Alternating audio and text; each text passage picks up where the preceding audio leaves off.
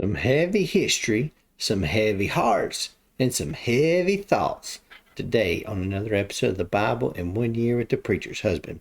Today, we are going through Lamentations chapter 1, verse 1, all the way through Lamentations chapter 3, verse 36. Now, tomorrow, we're going to continue on in chapter 3, verse 37 of Lamentations and go all the way to chapter 5, verse 22.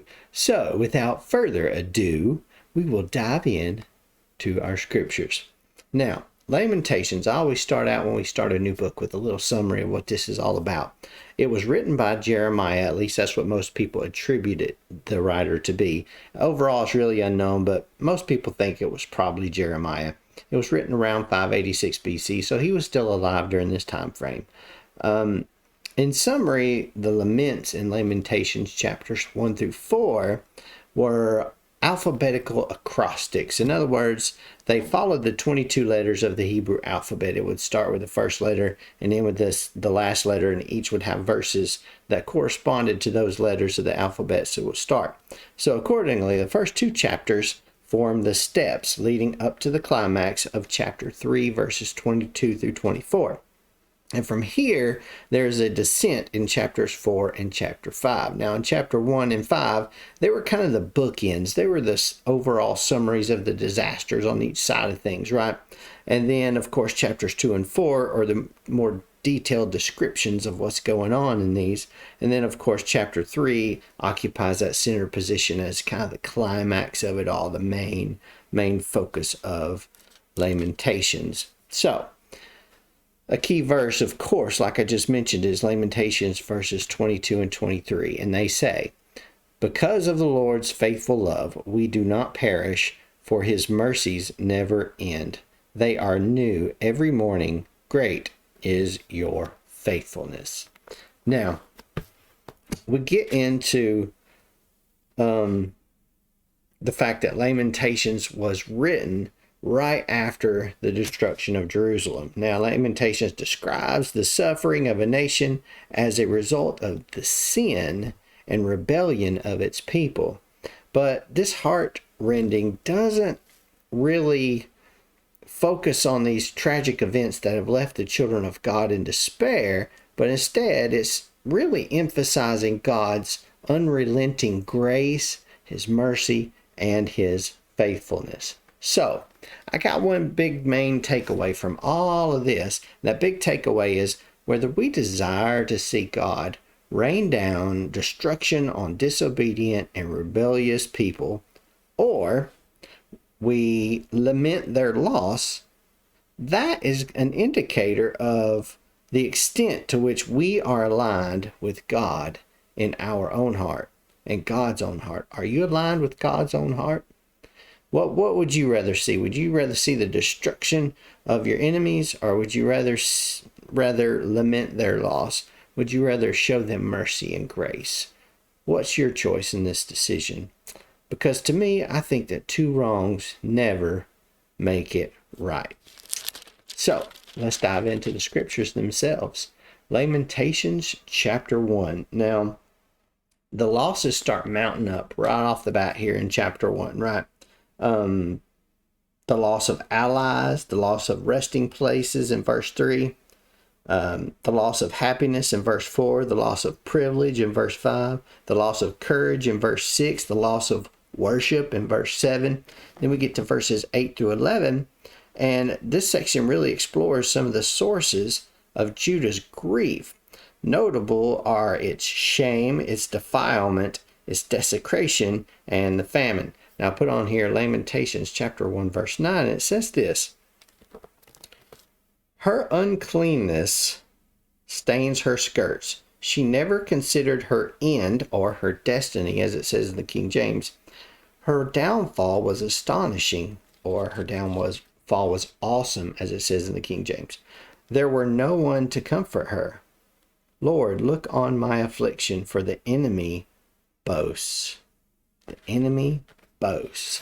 So,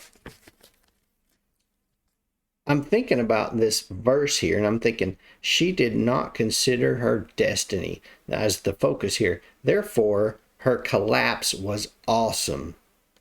meaning her collapse was, let's define that word awesome. Awe meaning, I guess, shocking, right? Awesome is full of awe. Well, awe meant terrifying, terrible. The word terrible means awe-inspiring. So awe-inspiring in itself means terrible. So these were bad things. This awesome was not good. Awesome was bad, okay? You and I say awesome, we think is something great. Well, awesome in this context actually meant something bad, something terrible. So I'm reminded of Calvin Coolidge, our 30th president of the United States. And he was the president between 1923 and 1929. And he spoke on the motives of the Puritan forefathers in a message that he titled The Destiny of America. So you see our tie in here. And he says this: if there be a destiny, it is of no avail to us unless we work with it. The ways of providence will be of no advantage to us unless we proceed in the same direction. If we perceive a destiny in America, if we believe that providence has been our guide, our own success, our own salvation requires that we should act and serve in harmony and obedience. Settlers came here from mixed motives, some for pillage and adventure, some for trade and refuge. But those who have set their imperishable mark on our institutions came from far higher motives. Generally defined, they were seeking a broader freedom. They were intent upon establishing a Christian commonwealth in accordance to the principle of self-government. They were an inspired body of men. It has been said that God sifted the nations that he might send choice grain into the wilderness. They had a genius for organized society on the foundations of piety, righteousness, liberty, and obedience to the law. They brought with them the accumulated wisdom and experience of the ages. Who can fail to see in it the hand of destiny? Who can doubt that it has been guided by divine providence? Now, I think about this, and I think about that statement here, and how she did not consider her destiny. Therefore, her collapse was awesome.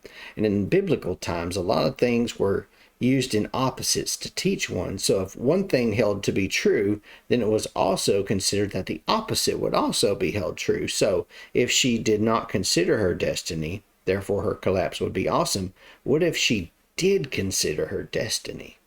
What if you thought about the end and God's destiny for us before we get there, and what our focus is? That's how you move in the same direction that Calvin Coolidge is talking about here. Therefore, her collapse was awesome or terrible. But the opposite is true. If we actually do consider our destiny, then our success would be spectacular, is what I think about that. Now let's move on.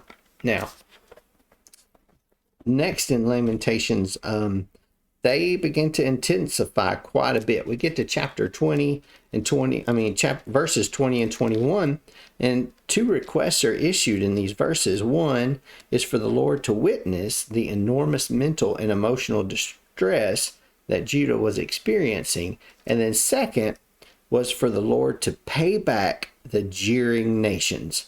Now, verse 21 says, people have heard me groaning, but there is no one to comfort me. All my enemies have heard my misfortune. They are glad that you have caused it. Bring on the day you have announced, so that they may become like me. It seems like their focus here is still on revenge, so to speak. And we move on into chapter 2. And in chapter 2, the first 10 verses contain 40 different descriptions of God's anger and judgment. I'm not going to list them all, but we get to verse 20, and this was interesting. It said, should women eat their own children? Now, this may seem like crazy and barbaric, but the concept here is actually truthful. When he lists this here, this is actually how desperate the conditions were in Jerusalem. During the siege of Jerusalem, people actually fought over whose child should be eaten next. You're thinking, man, that's nuts. Well, it's mentioned over and over again in the Bible here as well. We saw it, we'll see it again in chapter 4, verse 10 of Lamentations. We saw it in Jeremiah chapter 19, verse 9. And we're going to see it again in Ezekiel chapter 5, verse 10. So it's not some, I mean, it's gross, but it is what it is, and it happened.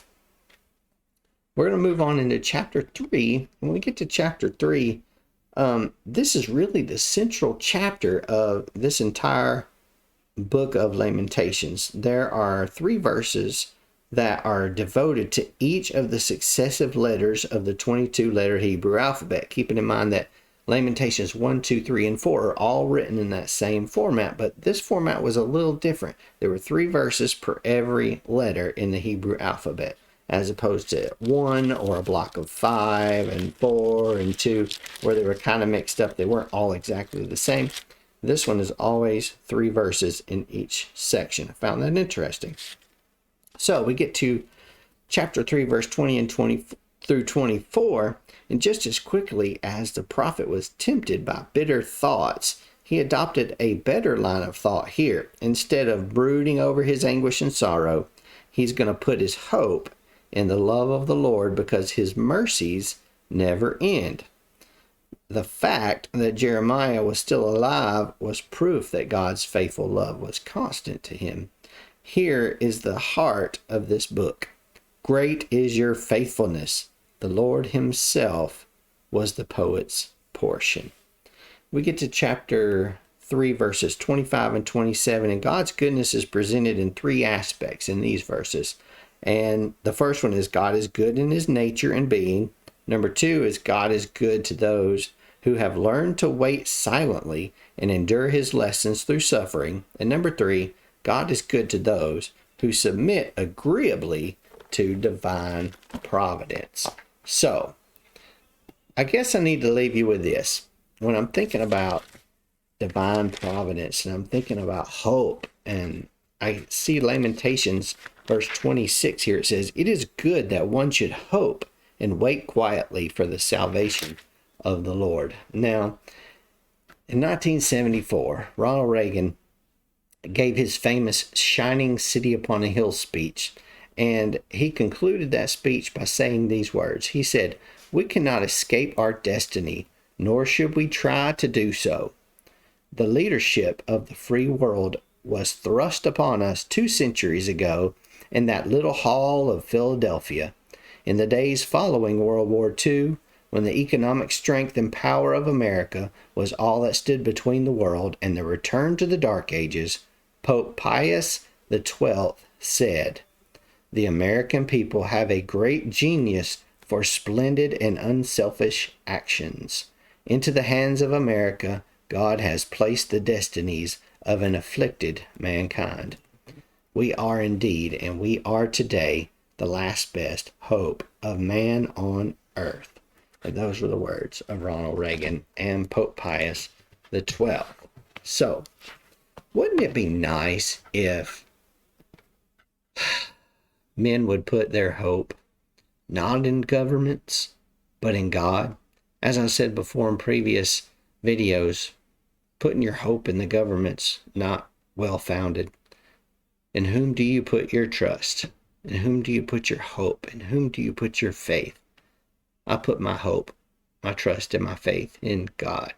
And if we all did that, all these political divisions, even though they would still be there, it would be a whole lot easier to deal with, and it would be a lot less, I guess the word is violent, because we're dealing with a lot of violence in the world today.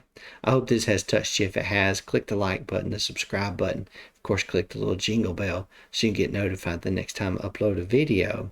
And hit that little boxing glove so you can rumble with me on Rumble.